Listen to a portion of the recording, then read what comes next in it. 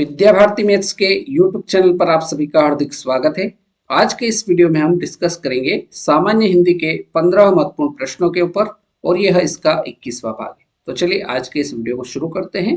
Video अगर अच्छा लगे तो लाइक करें, शेयर करें और चैनल पर नए हो तो चैनल को सब्सक्राइब करके बेल आइकन को प्रेस कर दीजिए ताकि इस प्रकार के नए वीडियो आपको समय से मिल जाए और आप हिंदी की बहुत ही शानदार तैयारी कर सके। क्वेश्चन नंबर एक है, निम्न में ओष्ठ वर्ण कौन सा है? अ, आ, ई या उ? तो इनमें हमको बताना है कि ओष्ठ वर्ण कौन सा है। तो उ का उच्चारण करेंगे तो आपका ओष्ठ का प्रयोग होगा, इसलिए सही उत्तर ऑप्शन डी हो जाएगा। क्वेश्चन नंबर दो है, विभत्स रस का स्थायी भाव क्या है? विभत्स रस का स्थायी भाव है भय, निर्वेद, जुगुप्सा या उत्साह। तो विभत्स रस का जो स्थायी भाव है होगा वो होगा जुगुप्सा। ऑप्शन सी बिल्कुल राइट आंसर रहेगा।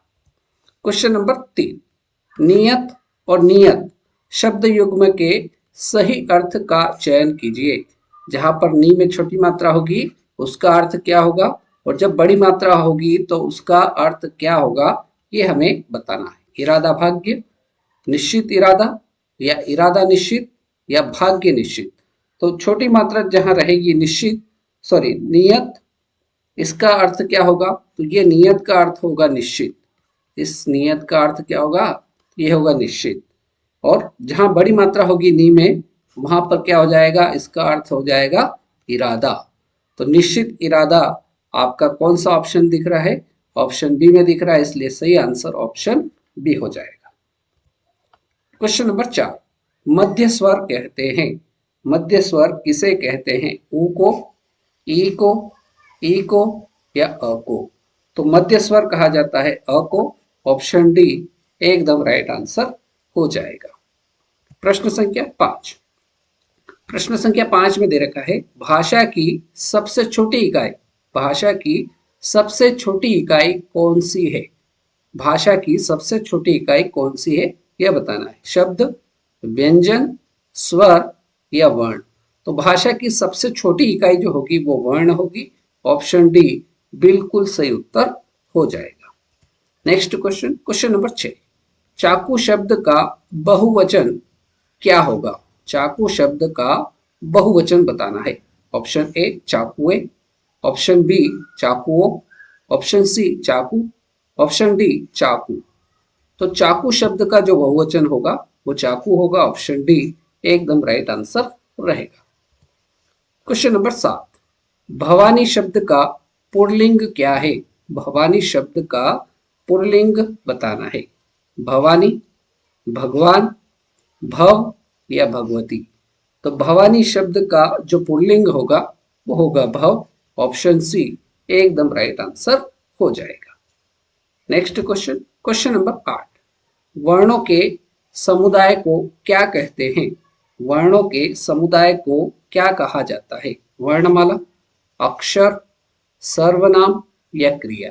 तो वर्णों के जो समुदाय होते हैं उनको वर्णमाला कहा जाता है। ऑप्शन ए बिल्कुल सही उत्तर क्वेश्चन नंबर 8 का हो जाएगा। क्वेश्चन नंबर 9, निम्न में सर्वनाम शब्द है। निम्न में सर्वनाम शब्द कौन सा है? पढ़ना, यह सर्वनाम शब्द नहीं है। वह क्या है? यह आपका सर्वनाम शब्द है। राइट आंसर ऑप्शन बी हो जाएगा। प्रश्न संख्या 10, निम्न में से एक अकर्मक क्रिया है। निम्न में से एक अकर्मक क्रिया क्या है वह हमें बताना है। काटना, बोना, रोना या धोना? इनमें अकर्मक क्रिया जो होगी वो होगी रोना। ऑप्शन सी क्वेश्चन नंबर 10 का एकदम सही आंसर हो जाएगा। नेक्स्ट क्वेश्चन नंबर 11, व्यंजन और स्वर के संयुक्त रूप को क्या कहते हैं? प्रश्न दे रखा है, व्यंजन और स्वर के संयुक्त रूप को क्या कहते हैं? वर्ण कहते हैं, ध्वनि कहते हैं, अक्षर कहते हैं या वाक्य कहते हैं? तो व्यंजन और स्वर के संयुक्त रूप को अक्षर कहते हैं। ऑप्शन सी बिल्कुल सही आंसर हो जाएगा। प्रश्न संख्या 12, प्रश्न नंबर 12 है, आहा आप आ गए वाक्य में आहा शब्द क्या है? अहा आप आ गए वाक्य में अहा शब्द क्या है? संज्ञा है, सर्वनाम है, अव्यय है या विशेषण है? तो अहा आप आ गए वाक्य में अहा जो है वो आपका कौन सा शब्द होगा? तो यह होगा आपका अव्यय शब्द। ऑप्शन सी बिल्कुल सही उत्तर हो जाएगा। जैसे अगर शब्द दे रखा हो तथा, तथा, अहा, अहा, जब और तब, ये शब्द जहां दिखे वहां पर ये शब्द कैसे शब्द होंगे? ये आपके अव्यय शब्द होंगे। प्रश्न संख्या 13, अपवाद को छोड़कर वर्णमाला के अक्षरों के नाम किस लिंग में होते हैं? अपवाद को छोड़कर वर्णमाला के अक्षरों के नाम किस लिंग में होते हैं? पुल्लिंग में होते हैं, स्त्रीलिंग में होते हैं, उभय लिंग में होते हैं या नपुंसकलिंग के रूप में होते हैं?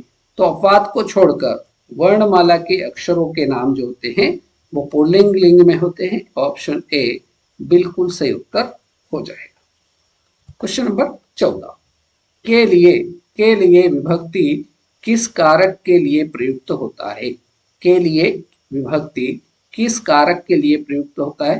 कर्ता के लिए, कर्म, संप्रदान या कर्ण?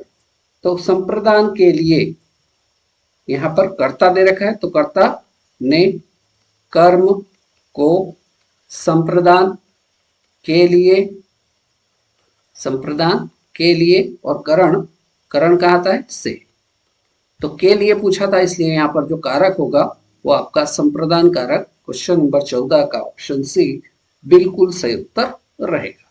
और आज के इस वीडियो का हमारा अंतिम प्रश्न है, सर्वनाम के कितने भेद होते हैं? सर्वनाम के कितने भेद होते हैं? 5, 6, 8 या 7? तो सर्वनाम के जो भेद होते हैं वो कितने होते हैं? 6 होते हैं। क्वेश्चन नंबर 15 का ऑप्शन बी बिल्कुल सही उत्तर हो जाएगा। अब कौन कौन से होते हैं ये भी पूछ लिया जाता है। तो पहला होता है आपका पुरुषवाचक सर्वनाम। पहला जो सर्वनाम के भेद है वो है आपका पुरुषवाचक सर्वनाम। पहला प्रकार कौन सा है? पुरुषवाचक सर्वनाम। दूसरा दूसरा है आपका निश्चयवाचक, निश्चयवाचक सर्वनाम, निश्चयवाचक सर्वनाम। तीसरे नंबर पे आता है सर्वनाम का प्रकार अनिश्चयवाचक, अनिश्चयवाचक सर्वनाम। तीसरा प्रकार सर्वनाम का भेद का अनिश्चयवाचक सर्वनाम। चौथा प्रकार, चौथा है आपका निजवाचक, निजवाचक सर्वनाम, निजवाचक सर्वनाम। पांचवा हो जाएगा आपका संबंधवाचक, संबंधवाचक सर्वनाम, ये पांचवा भेद। और छठा और आखिरी भेद जो होता है वो होता है प्रश्नवाचक, प्रश्नवाचक सर्वनाम, प्रश्नवाचक सर्वनाम। राइट। तो सर्वनाम के भेद कितने होते हैं? 6 होते हैं। पहला होता है आपका पुरुषवाचक सर्वनाम, दूसरा होता है निश्चयवाचक सर्वनाम, तीसरा होता है अनिश्चयवाचक सर्वनाम, चौथा होता है निजवाचक सर्वनाम, पांचवा होता है संबंधवाचक सर्वनाम और आखिरी होता है छठा प्रश्नवाचक सर्वनाम। ऐसे सर्वनाम के 6 भेद होते हैं। राइट। तो इस प्रकार से आज के इस वीडियो में हमने सामान्य हिंदी के 15 ऑब्जेक्टिव क्वेश्चन सॉल्व किए। उम्मीद करता हूँ सारे प्रश्न आपको समझ में आ गए होंगे। वीडियो आपने पूरा देखा उसके लिए बहुत बहुत धन्यवाद। आज के इस वीडियो में इतना ही। नेक्स्ट वीडियो में फिर मुलाकात करेंगे नए क्वेश्चंस के साथ। तब तक के लिए जय हिंद, जय भारत।